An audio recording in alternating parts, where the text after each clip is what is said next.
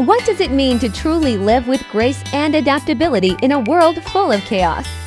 Perhaps the silent glider, an Anhinga in Everglades National Park, Florida, might hold the answer.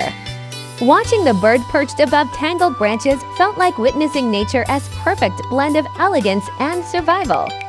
I remember crouching low near a marshy edge, trying not to disturb the tranquility. The stillness of the moment was overwhelming, broken only by the faint rustle of leaves in the breeze.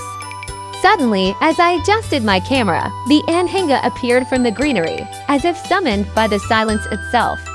Its sleek black feathers shimmered, catching the light in a way that seemed almost otherworldly. This bird wasn't just sitting, it was surveying. Its sharp beak pointed skyward, a posture that spoke of quiet confidence. Unlike most water birds, the Anhinga doesn't rely on oil to repel water. Instead, it dives fully in, letting its feathers get soaked so it can hunt fish with unmatched agility underwater. Afterward, it has to perch just like this, spreading its wings to dry out. It's not a flaw, it's a part of what makes it special. As I carefully framed the shot, I couldn't help but feel like an intruder. The Anhinga seemed so at home, so untethered by the struggles we humans constantly fret over.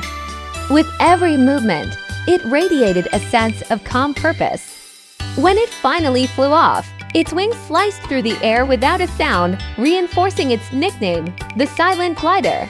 This encounter made me think, how often do we adapt with such grace when life weighs us down? The Anhinga doesn't fight its challenges, it embraces them, making each moment a quiet triumph.